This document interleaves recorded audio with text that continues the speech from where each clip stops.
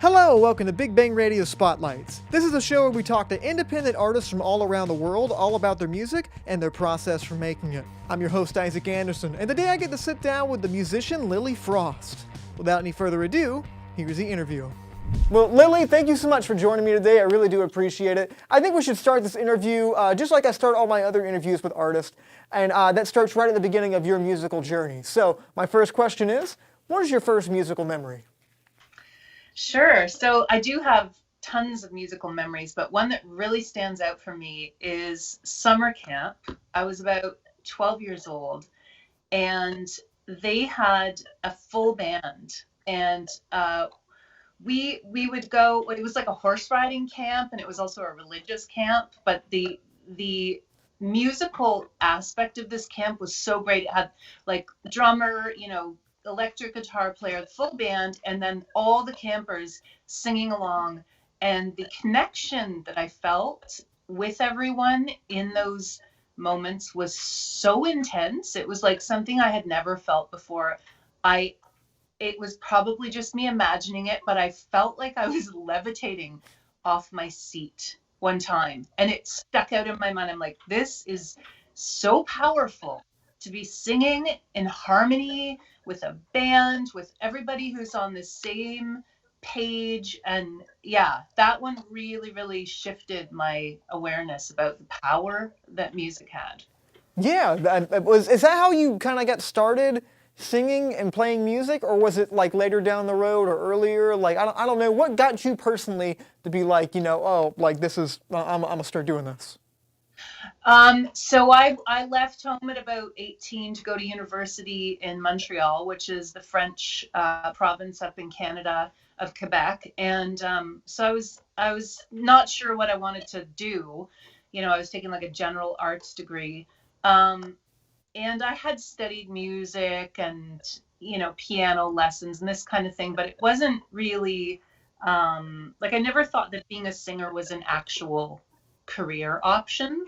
And what happened is I was just at this really cool shop downtown called Cheap Thrills, looking through sheet music and records and preparing to sing at a coffee house, which for me, like I always sang and did music and danced and painted. And so it was no big deal for me. I was like, whatever, I know Joni Mitchell's songs, looking for some of her lyrics so that I could sing them with a buddy who lived in residence and sing at a coffee house. And this guy came up to me. His name was John Davis, and he was the bass player from this band called the Gruesomes. He happened to be there that day. And Gruesomes are kind of like the Ramones of Canada. And I didn't really know that about him. And he came up to me and was like, "Hey, are you a singer?" And I was like, um, I didn't know how to answer. And he said, "Because we're having an audition for a singer to lead our band. We have a new band going, and we need a singer." And I just thought he was like trying to pick me up. Like I really didn't take it seriously, and I never showed up. Like I didn't know where to go. He didn't give me a date or a location. So I just kind of forgot about it. And then I bumped into him again at residence. He happened to be working at the concert hall, and he's like, "Hey man, like don't you want to sing in a band?" And I'm like, "Well, like what's the music? Like what tune? What?" He said, "I'm going to get you a tape," because this was a while back, "the lyrics and a location, and I'm going to get you a free pass to our next show, and you can come check us out and see if you like it." And so he did all that, and I got myself ready, and I didn't. Oh, it was kind of a bluesy band, and I didn't know even what the blues was at that age. And so I was asking everyone in residence who knows about the blues, like how do I do this? It's not like I could look it up on the internet at that time. And I learned from this girl, Beth. She's like, "You want to growl it, you want to like give it power and confidence." And so I learned the blues, I learned the song, I went to the audition, and that was the pivotal moment. Like for me, it was so exciting to be in this loft with a bunch of musicians. They were all kind of mod. They had Rickenbackers and shiny black shoes and tight pants and little mop top like Beatles guys, and they liked it. They were like, huh, she can actually sing. And then they're like, can you sing tomorrow night at the Rockaway Cafe? And I was like, what? Like, what? Tomorrow? And I did it. And it was like such an adrenaline rush that I never turned back. Second, but I do want to hop on to your location right now because anybody that kind of picked up on it a little earlier, you're in Canada. I believe you're in Toronto right now, correct? That's right. Yeah. So, as a musician, how Yeah. I'm always interested in how I'm always interested to see how people's music scenes are in the different places they live. So, Yeah. how is Toronto for music? So I would say Toronto. So Toronto's the biggest city in Canada. Um, Everybody who's super serious about their career period comes here.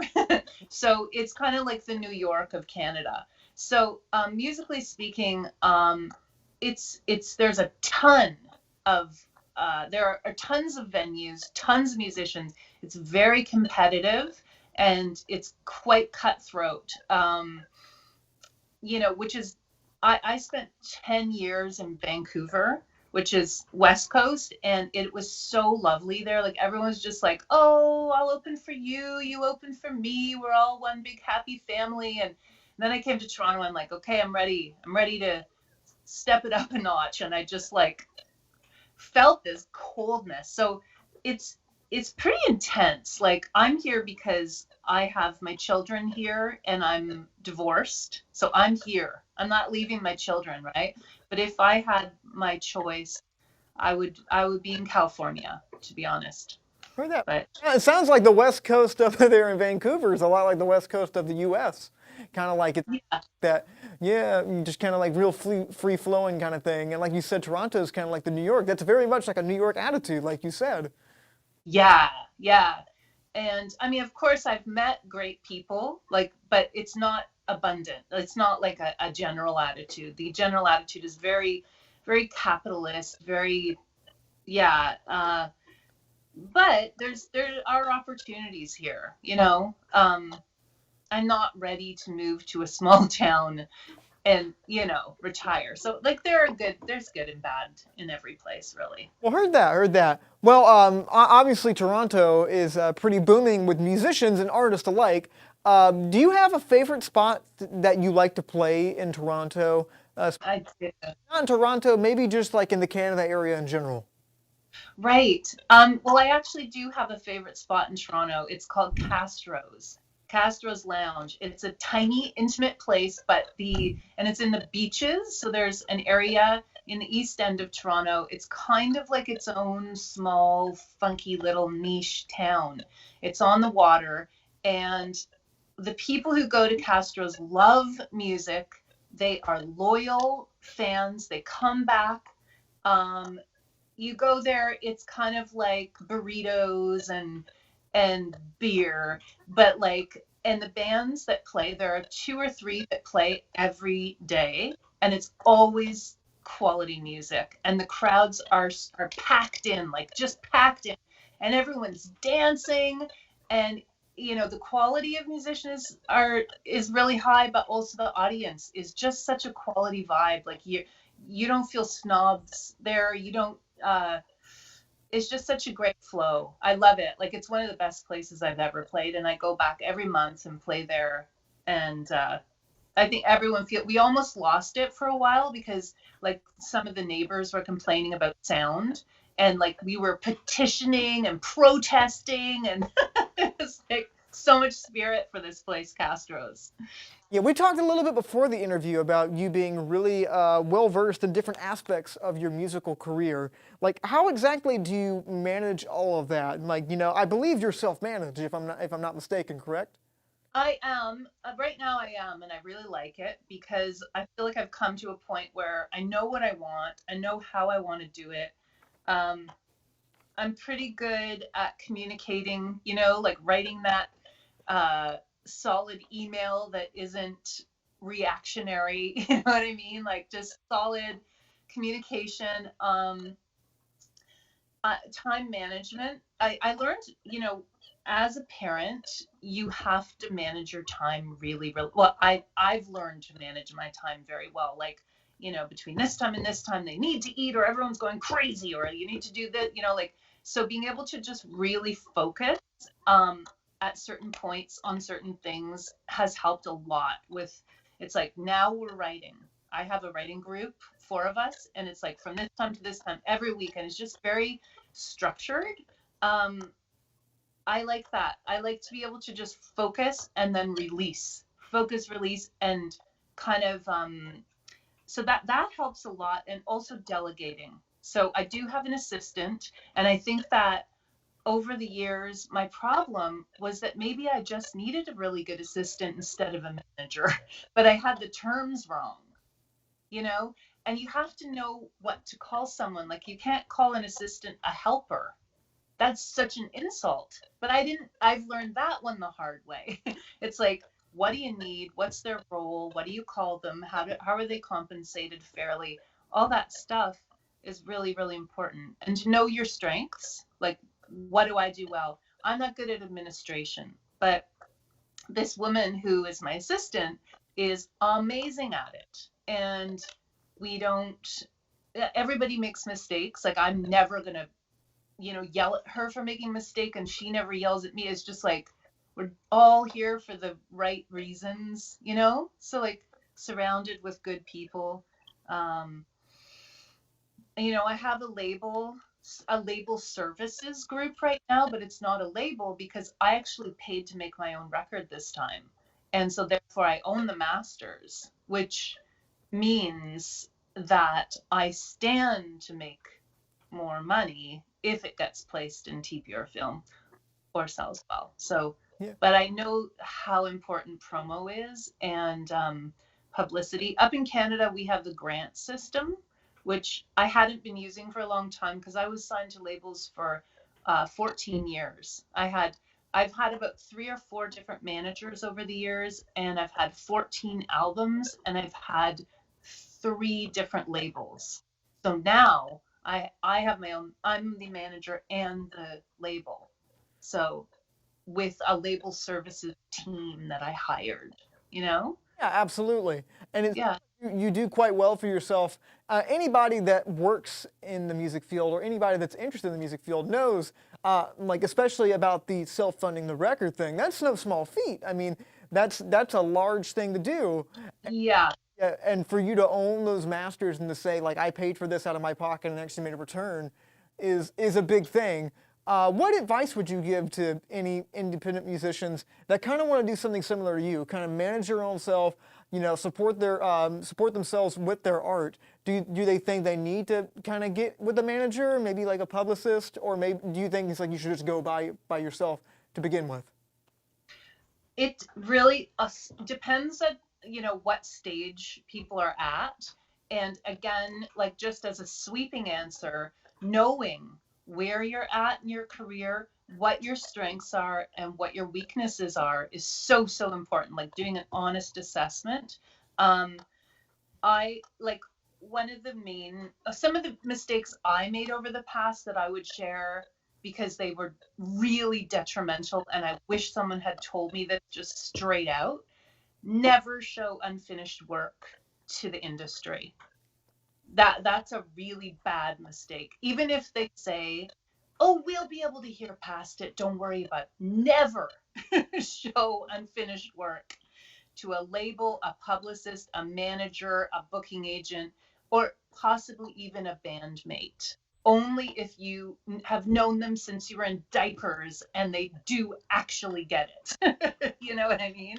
Yeah, that's a big trust thing, and this is what they call a cutthroat industry. But I'm always interested to hear different people's perspective on like especially when they're independent artists, trying to manage themselves and like kind of it's the DIY approach. It's always incredible, and in a way, it's even more impressive than if you were on a label doing that. But each has its strengths and each has its weaknesses. I'm just curious to see what you thought. So I guess earlier we mentioned that you took a lot of inspiration from like film scores and like all that medium of choice. Well, it's Yeah. actually did managed to fulfill your dream in a way, because you got to score a show called Being Erica. You know that friend you have? The girl who seems to have it all figured out? She's got the great job, the great guy, the great life. Well, I'm not that girl. How exactly did you go about securing that? So I had kind of like a hotshot manager for a little while. I mean, I've had a few, but this guy was, he was on Canadian Idol, which is like American Idol version, of the Canadian version of American Idol. And he was one of the judges, and he's really hooked up. He used to manage the Tragically Hip and blah, blah, blah. So I was in his office one day, and the offer just came through. And I was in the building that day. Literally, I don't know if they asked for me or if they just, because I was there, thought of me in that moment. So anyway, they shouted out like, "Hey, would you be interested in singing and writing for a TV show called Being Erica?" And it had, it hadn't come out. Nobody knew if it was any good or what the deal was. And I was like, well, I'd love to take the meeting and let's see what it's all about. And so the money in film and TV is way higher than in music, as you may or may not know. So I know that sync licensing is no small feat. yeah, and so like 15 minutes would be $1,000, for example. They would pay you that much for just, I would walk in and go ba da ba ba da, and they're like $1,000. I'm like, what? What? It's kind of ridiculous how much money they throw around, knowing like for people that self-fund their albums, like you know how hard it is to come up with like just a couple grand to try to actually make your record, come about, and like you go in there for 15 minutes and it's like, hey, here's a couple grand, just make an episode, It's like a joke. And so, but because they were offering so much money, my husband at the time and I went in and took like a serious meeting, and we were like, how much of my time will this take? How much do you want from me? Because we thought this was going to be like dominating all my time for the amount of money they were offering. And they were just like, don't worry about it. Like, come on in once a week, take it easy. And that's what it was. It was like, go in, they'd take me out for lunch. I'd spend 4 hours in the studio, and that's it. And I'm like, this is crazy, and then, so what was different about it though, artistically, is I'm pretty metaphorical in my writing. So I came up with the theme song for the show, which is about time travel and therapy and stuff like that. And they said it was too metaphorical. They said, we want you to be literal here. We want you just to keep it really simple and be really straight ahead and spell it out. And I felt a little weird about that because I don't like to be too obvious. And so the script writer and I got together and we just sat one-on-one, and she's like, yes, I like that. No, I don't like that. And I'm like, okay, I get it now. And I rewrote it, and then they kept it. Like, it was only one rewrite, but it was a shift for me, and I liked it. It was interesting. I learned, I learned a little bit. A little bit. I think you did a fantastic job on that, and obviously Being Erica kind of, it goes across, certain arcs and the seasons and everything. How exactly did you go about writing all the score for that? Do you sit down and like, do the writers sit down with you and say, this is the arc we want to do, this is the kind of music we want to make, or they just kind of say, you make stuff and we'll put it in? So it was there were a lot of people who were in on it, right? It was like a committee. And there was this guy, Jody Carvalho, who was the owner of the studio. And I guess he was sort of the executive producer. And he would pop in on the sessions quite frequently. But it was Trevor Yulia and myself. So Trevor is a mastermind. Like he owned this studio. He could play every instrument. And he is an engineer as well. And so Trevor would kind of either create some sort of backdrop, soundscape, and I'd come in and create melodies over top of that, and or lyrics, or just sounds. Sometimes they just wanted me to make sounds, or like sort of emulate that. I would see the visual and I would emulate something that would match the visual. And I speak French and Spanish, so sometimes they want either of those languages, you know. So it was like really fun for me, very creative. But then Jody would come in and say, or yeah, keep going. And then there were these two other guys from Templar, you know, from the TV end, and they'd come in, sit down, and we'd play stuff for them, and they wouldn't really say much. They would usually like it, which is lucky, I guess. And that was it. Like, Wow. Yeah. Awesome. So your new record, Retro Modern, has it's got a lot of pop flair and a lot of kind of jazzy overtones on it. It's got a lot of nice groove, and it's just really pleasant to listen to. So what was it like recording that record? It was like a dream come true. I was so happy to be able to choose Gus Van Gogh to produce. He and I started out in the same scene in Montreal, this sort of mod rock and roll throwback scene that was a revivalist neo-retro scene that was going on in the late 80s, early 90s. And he was the lead singer of Me Mom and Morgenthaler. And it's interesting that you mentioned reggae, because it was a ska group. And so, I mean, I just remember him performing back in the day. And so I knew that this song that I wrote, Lay Low, which sounded like a dub reggae ska tune, would be perfect for Gus's production, because he also has a band called Negative, which is a dub band. They're amazing. And so I shared that song with the team. He works in a team, so he has 3 other people, multi-instrumentalists, engineers, producers, and songwriters, 4 of them. And they go from one studio to the next within this big warehouse space. So it'll be like a factory, like the guys are over here, and then one guy will leave and go like mix and edit and then fly it back to them. And it's just like going back and forth. And I'm kind of like watching it all go by and also commenting, you know, as it's happening.